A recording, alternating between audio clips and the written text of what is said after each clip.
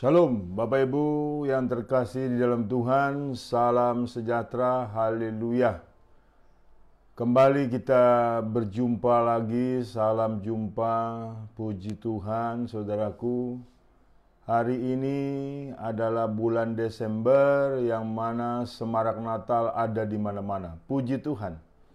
Memang Desember ini saudaraku dikenal dan terkenal dengan bulan Natal. Boleh dikatakan demikian saudaraku, puji Tuhan, satu nilai kebanggaan.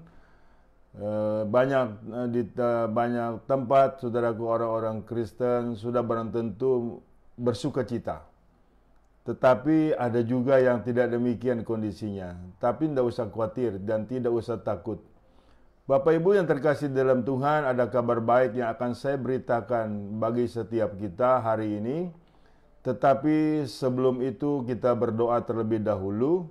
Terpujilah namamu Bapa Surgawi, di dalam nama Tuhan Yesus kami mengucap syukur atas hari-hari yang Tuhan berikan, atas waktu yang Tuhan sediakan bagi setiap kami, sehingga tanpa terasa kami sudah ada di penghujung tahun. Kami sudah berada di bulan Desember yang mana kami percaya adalah bulan Natal yang kondisinya umatmu sangat bersukacita dalam hal tersebut. Tetapi bukan sukacita duniawi yang kami peroleh, melainkan sukacita surgawi. Berkati Tuhan pemberitaan firman-Mu ini untuk menambahkan kami keimanan, kekuatan kami kepadamu dan setia untuk selama-lamanya. Di dalam nama Tuhan Yesus kami sudah berdoa mengucap syukur. Haleluya. Amin. Haleluya. Saudaraku yang terkasih di dalam Tuhan, tema hari ini adalah sukacita yang besar dan damai sejahtera yang sejati. Saya ulang. Sukacita yang besar dan damai sejahtera yang sejati. Pertanyaan bagi kita semuanya, bagaimana hal itu bisa terjadi? Apakah didapat dari dunia ini? Tidak, saudaraku. Dunia ini memberikan ketakutan, memberikan kekhawatiran, memberikan kekecewaan, memberikan kepahitan, saudaraku. Jadi jangan berharap dari dunia ini. Sukacita yang besar dan damai sejahtera yang sejati berdasarkan iman kepada Kristus Yesus. Yang hari ini saya beritakan kebenaran firman-Nya. Untuk itulah kita harus percaya. Jika tidak demikian, saudaraku, kita berharap kepada dunia yang tadi saya katakan akan menghasilkan kekecewaan, ketakutan, kekhawatiran, kepahitan. Itu yang dikondisikan oleh dunia ini, sebab dunia ini dengan keinginannya sedang menuju kepada kebinasaan. Kabar baiknya Bapak Ibu adalah menurut firman Tuhan, sukacita yang besar dan damai sejahtera yang sejati bisa kita memperolehnya. Bahkan sebetulnya kita sudah memperolehnya tatkala benar-benar kita sudah dalam kondisi taat kepada kehendak Yesus Kristus. Dan tidak goyah dan tidak menyimpang dari hal tersebut, saudaraku. Sukacita yang besar dan damai sejahtera yang sejati berawal dari nilai percaya kita kepada Tuhan berkenan dengan umatnya. Yang pertama adalah Tuhan yang berkenan dengan umatnya. Saya baca dalam Lukas 2 ayat 8-12. Demikian firman Tuhan, di daerah itu ada gembala-gembala yang tinggal di padang menjaga kawanan ternak mereka pada waktu malam. Tiba-tiba berdirilah seorang malaikat Tuhan di dekat mereka dan kemuliaan Tuhan bersinar meliputi mereka dan mereka sangat ketakutan. Lalu kata malaikat itu kepada mereka, "Jangan takut, sebab sesungguhnya aku memberitakan kepadamu kesukaan besar untuk seluruh bangsa. Hari ini telah lahir bagimu juru selamat, yaitu Kristus, Tuhan, di kota Daud. Dan inilah tandanya bagimu, kamu akan menjumpai seorang bayi dibungkus dengan lampin dan terbaring di dalam palungan." Puji Tuhan, saudaraku. Sukacita yang besar adalah kondisinya Tuhan berkenan dengan umatnya. Saudara, tidak ada yang lebih besar sukacita daripada kita percaya bahwa Tuhan sudah berkenan kepada setiap manusia, kepada umatnya terutama, saudaraku. Tanpa perkenannya Tuhan kepada kita, Bapak Ibu, manusia hidup dalam cengkeraman maut. Manusia hidup dalam cengkeraman kebinasaan. Dan ini dan ini harus terjadi. Tetapi karena Tuhan berkenan manusia beroleh keselamatan.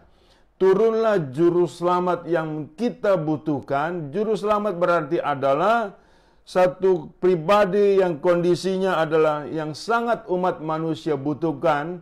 Karena manusia butuh juru selamat, saudaraku. Kenapa? Karena semua manusia sudah berdosa, sudah kehilangan kemuliaan Tuhan. Roma 3:23.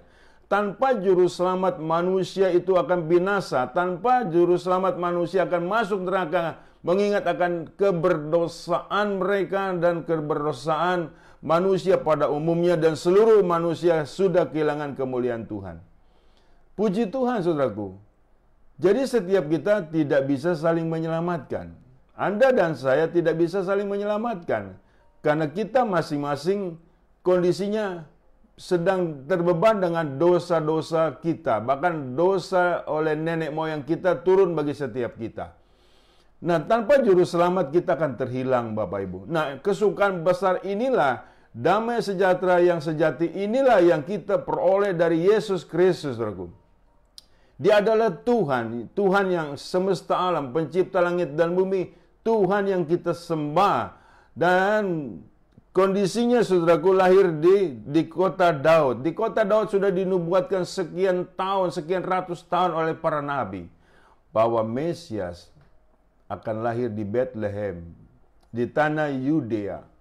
Puji Tuhan, saudaraku. Dan ini tidak ada bandingannya. Saudara, jangan tukar keselamatanmu dengan keduniawianmu. Sangat disayangkan, Bapak Ibu, banyak orang Kristen sudah memilih murtad. Dia pikir bahwa damai sejahtera bisa diperoleh dari harta yang banyak. Dia pikir adalah bahwa damai sejahtera bisa diperoleh dengan jabatan yang tinggi. Saudara, itu salah semuanya. Itu akan binasa. Itu akan lenyap seketika. Yang kita butuhkan adalah juru selamat, yaitu Yesus Kristus, yang sudah turun menjadi manusia sama dengan kita sebagai manusia yang tidak berdosa. Nah, itulah juru selamat kita di dalam nama Tuhan Yesus Kristus. Sehingga terkondisikan, Bapak Ibu, nilai diri kita memperoleh sukacita yang luar biasa. Makanya sukacita yang besar dan damai sejahtera yang sejati kita peroleh melalui iman dan percaya kepada Tuhan Yesus Kristus. Jadi itu nilai kebenaran, Bapak Ibu. Jadi bukan dari materi. Banyak orang Kristen, Bapak Ibu, salah tafsir. Dia pikir banyak hartanya dia penuh damai. Dia pikir dia banyak banyak materinya, saudaraku, dia ada damai sejahtera, ada damai yang sejati, ada kesukaan besar. Ternyata itu membuat mereka susah, menderita, Bapak Ibu. Pokoknya yang dihasilkan dari dunia ini adalah penderitaan yang kekal. Tapi yang dihasilkan dari nilai iman kita kepada Kristus adalah damai sejahtera dan sukacita yang sejati. Atau sukacita yang besar dan damai sejahtera yang sejati. Ingat baik, Tuhan berkenan kepada umatnya. Tuhan berkenan kepada kita. Tuhan berkenan kepada manusia. Saya pernah berdialog dengan papa saya, Bapak Ibu. Waktu papa saya bersikap ketidaksukaan, beliau sekarang sudah almarhum, atas penginjilan yang saya bawakan mengenai Yesus Kristus. Jangan dia begitu sangat amat marah bahwa saya beritakan tanpa Yesus kita tidak bisa masuk surga. Dia pikir bahwa saya ini anak kurang ajar, Bapak Ibu. Tetapi tidak demikian. Sebab saya memberitakan kabar baik. Dan pada akhirnya terjadi nilai dialog yang lebih seru, Bapak Ibu. Saya katakan, Papa tidak bisa menanggung saya, dosa-dosa saya untuk masuk surga. Saya sebagai anak juga tidak bisa menanggung papa punya dosa untuk masuk surga. Kita butuh pribadi, Yesus Kristus yang adalah juru selamat, yang adalah penanggung dosa-dosa kita. Itu luar biasa. Tidak ada nilai yang terbesar sekalipun tanpa berkenannya Tuhan. Dengan berkenannya Tuhan itu sukacita yang sangat amat besar. Makanya tidak bisa diukur dengan kondisi-kondisi duniawi. Karena duniawi ini tidak bisa menjadi contoh, Bapak Ibu. Tidak bisa kita menjadi sampel. Tidak bisa kita menjadikan satu nilai role model. Tidak ada. Dunia sedang lenyap dengan keinginannya. Amin, saudaraku. Akhirnya 2 tahun kemudian, saudaraku, papa saya bertobat. Dan nyata bahwa apa yang saya katakan masuk dalam hati nuraninya dan selalu menggelitik. Selama 2 tahun dia pikir-pikir, benar juga yang dikatakan saya bahwa tanpa juru selamat dia tidak bisa masuk surga. Haleluya, Bapak Ibu. Saya percaya papa saya sekarang sudah berada di surga.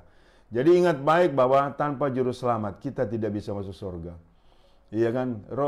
Yeremia 17 ayat 5, terkutuklah orang mengandalkan manusia, mengandalkan dirinya sendiri dan hatinya jauh daripada Tuhan. Jadi yang pertama kita dapat bahwa Tuhan berkenan dengan umatnya. Puji Tuhan.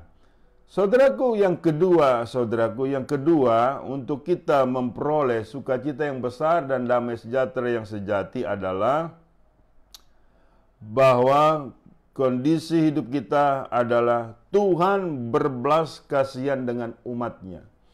Tuhan berbelas kasihan dengan umatnya. Lukas 2 ayat 13 sampai 14.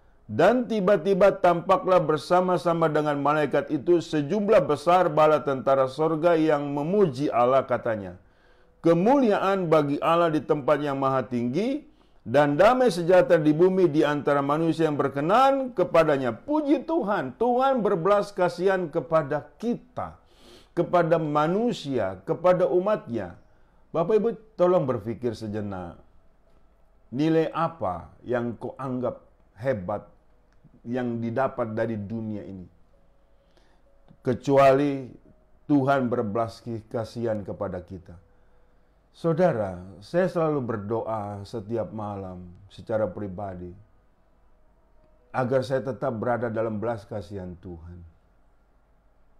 Tanpa belas kasihan Tuhan, Bapak Ibu, kita tidak bisa hidup kekal. Tanpa belas kasihan Tuhan, kita tidak bisa tenang. Tanpa belas kasihan Tuhan, kita tidak bisa aman. Dengan belas kasihan Tuhan, kita aman, terlindungi, terpelihara sampai selama-lamanya. Kita butuh belas kasihan Tuhan. Dan kita tidak butuh belas kasihan manusia. Dan kita tidak butuh belas kasihan dunia.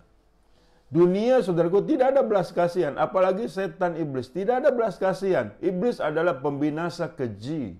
Di dalam diri iblis itu tidak ada belas kasihan. Makanya seringkali, saudaraku, banyak orang Kristen, saudaraku, sayang sekali kalau imannya menyimpang.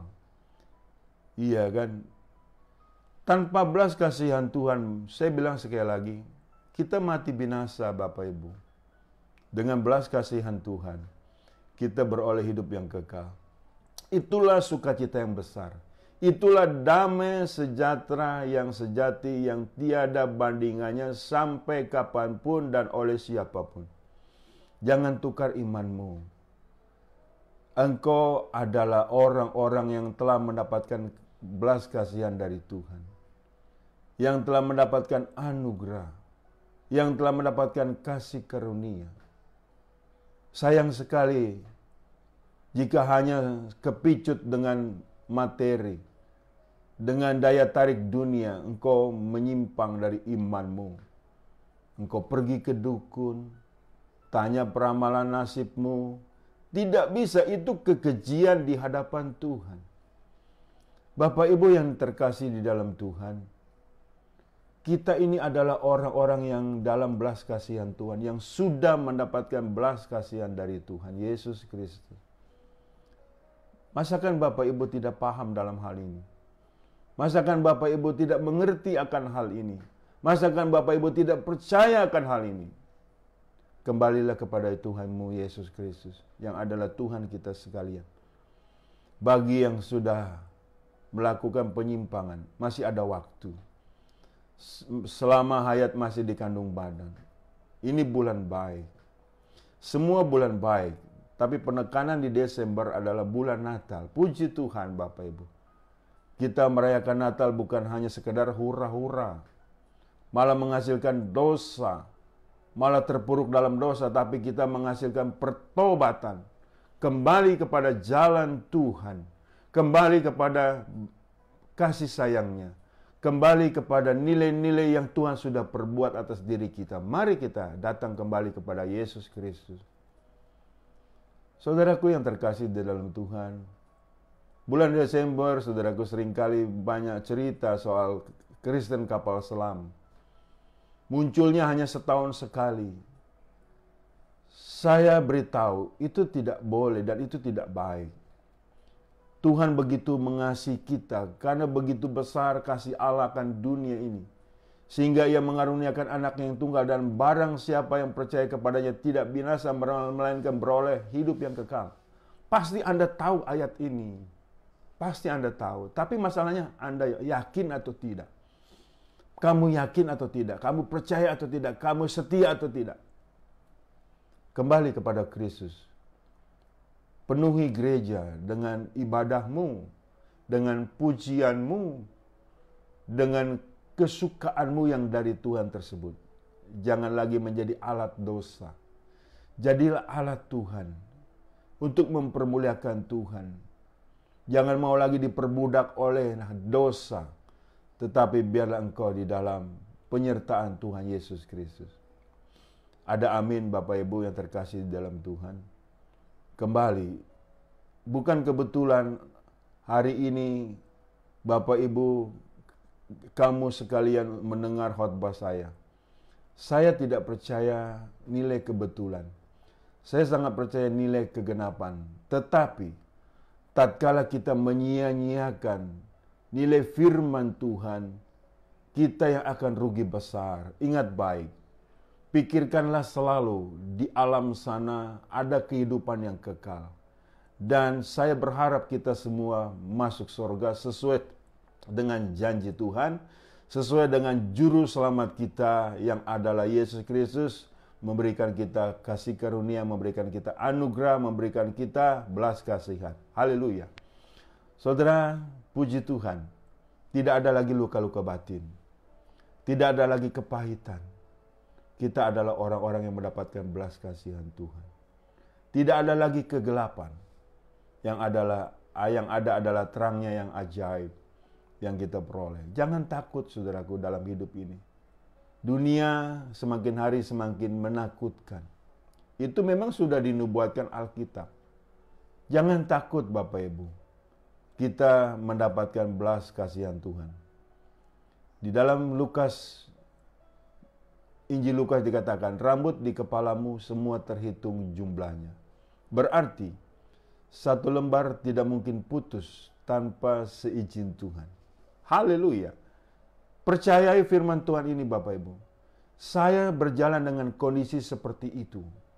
Walaupun dunia gonjang-ganjing dengan kabar-kabar yang mengecewakan. Dengan kabar-kabar yang menakutkan. Tetapi kita tinggal tetap di dalam kasih Yesus Kristus. Kita tetap di dalam belas kasihan Tuhan. Tidak ada yang bisa menjamah kita. Tidak ada yang memisahkan kita, baik maut sekalipun, dari belas kasihan Tuhan. Haleluya, puji Tuhan. Ada amin? Puji Tuhan, saudaraku. Yang terakhir, yang ketiga, Tuhan bersama dengan umatnya. Tuhan bersama dengan umatnya. Lukas 2 ayat 15-20. Setelah malaikat-malaikat itu meninggalkan mereka dan kembali ke sorga, gembala-gembala itu berkata seorang kepada yang lain, marilah kita pergi ke Bethlehem untuk melihat apa yang terjadi di sana, seperti yang diberitahukan Tuhan kepada kita. Lalu mereka cepat-cepat berangkat dan menjumpai Maria dan Yusuf dan bayi itu yang sedang berbaring di dalam palungan. Dan ketika mereka melihatnya, mereka memberitahukan apa yang telah dikatakan kepada mereka tentang anak itu. Dan semua orang yang mendengarnya heran tentang apa yang dikatakan gembala-gembala itu kepada mereka. Tetapi Maria menyimpan segala perkara itu di dalam hatinya dan merenungkannya. Maka kembalilah gembala-gembala itu sambil memuji dan memuliakan Allah, karena segala sesuatu yang mereka dengar dan mereka lihat, semuanya sesuai dengan apa yang telah dikatakan kepada mereka. Puji Tuhan. Saudaraku, yang ketiga adalah Tuhan bersama dengan umatnya. Ingat baik, kita masih ingat, sudah barang tentu, kata-kata Immanuel. Immanuel adalah Tuhan menyertai kita, Tuhan beserta dengan kita. Sesungguhnya orang-orang Kristen itu ada ketenangan, ada kedamaian yang sejati, ada sukacita yang besar, saudaraku. Ada satu nilai yang luar biasa. Seharusnya demikian kondisinya. Dan itu tidak tergantung kepada materi-materi yang kita punya. Tidak tergantung kepada nilai-nilai dunia yang ada di sekeliling kita. Walaupun ada pengaruh, tetapi tidak banyak. Seharusnya demikian. Tetapi bagaimana dengan orang Kristen yang mudah sekali terguncang? Mudah sekali takut, saudaraku. Karena mereka tidak percaya bahwa Tuhan menyertai kita. Atau Immanuel. Saudara, Allah Immanuel itu tidak sembarangan, Bapak Ibu, nilai pengertiannya. Jangan seperti kita ucapkan sembarangan saja dan pada akhirnya kehilangan makna. Allah Immanuel itu berarti Tuhan menyertai kita. Mungkin Bapak Ibu sudah banyak tahu, sudah tahulah. Tetapi jarang sekali itu diimani, diyakini dan dipercayai. Sangat sayang sekali Bapak Ibu, kita punya Tuhan mau beserta dengan kita. Ya, tetapi kita banyak menolaknya. Bentuk-bentuk penolakan Allah Immanuel adalah berbuat dosa terus-menerus, berbuat najis terus-menerus. Ingat baik, di dalam diri kita ada Roh Kudus, roh yang lebih besar daripada roh yang di dalam dunia ini. Makanya kita jangan berperilaku sembarangan, Bapak Ibu. Orang yang yakin Allahnya adalah Allah Immanuel, dia berhati-hati dalam setiap tingkah lakunya. Dia pribadi yang begitu menyenangkan hati Tuhan. Dan tidak lagi untuk hidup di dalam dosa. Dan tidak lagi hidup di dalam kenajisan. Itu orang yang percaya bahwa Allahnya adalah Allah Immanuel di dalam Yesus Kristus. Jangan asal ngomong, Bapak Ibu. Jangan asal sebut. Jangan asal statement. Allah Immanuel. Tetapi hidupnya di dalam dosa. Itu kondisinya malah terbalik. Jangan-jangan setan di dalam diri kita. Hati-hati dalam hal ini, Bapak Ibu. Kembali kita kepada nilai-nilai Alkitab yang adalah kebenaran. Bukan lagi kepada nilai-nilai duniawi, Bapak Ibu, yang adalah ketidakbenaran. Bagi orang Kristen, Bapak Ibu, Allah Immanuel itu sebuah nilai kebanggaan. Suatu nilai, bagaimana enggak bangga? Allah beserta dengan kita. Saudara, ini adalah nilai-nilai anugerah.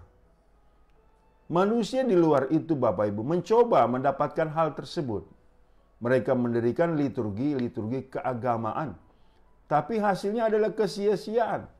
Itu tadi, karena manusia semua sudah berdosa. Apapun yang mereka buat, walaupun dalam arti kata agama, kepercayaan, itu semua sia-sia. Karena ditunggangi motivasi keberdosaan. Semua sia-sia. Tetapi oleh karena anugerah, tidak sia-sia kita percaya bahwa Yesus adalah Tuhan. Haleluya. Ada amin, Bapak Ibu? Katakan amin, saudaraku. Iya kan? Ingat baik. Saudara, mungkin sebagai suami, Anda tidak disertai istri kemanapun pergi. Karena tidak mungkinlah istri ikut-ikut kita kerja. Sekalipun dia seorang pendeta. Iya tuh. Tetapi kita disertai Tuhan. Kalau kita di luar pengawasan istri, ada pengawasan Tuhan, Bapak Ibu. Karena Allah kita Allah Immanuel. Itu maknanya. Begitu pula seorang istri, mungkin kau tidak bisa diawasi 24 jam oleh suamimu. Tetapi engkau diawasi Tuhan. Hati-hati setiap langkahmu, setiap tingkah lakumu. Tuhan beserta dengan kamu. Hati-hati dengan hal-hal apapun, sekecil apapun yang kau buat. Dalam keberdosaan Tuhan tahu. Iya toh, makanya lakukanlah semata-mata untuk Tuhan. Mungkin Anda sebagai hamba yang bekerja bagi Tuhanmu. Tuhanmu tidak bisa mengawasimu walaupun di pabrik atau di kantornya dipasang CCTV. Tapi otakmu, perilakumu nggak bisa 100% diawasi. Tapi engkau sedang diawasi Tuhan. Bukan berarti Tuhan sebagai pengawas, tapi di sini pengertian yang benar, yang baik adalah setiap langkahku disertai dan diatur oleh Tuhan. Ada amin? Disitulah nilai tanggung jawab kita. Sebagai orang-orang yang mendapatkan belas kasihan Tuhan.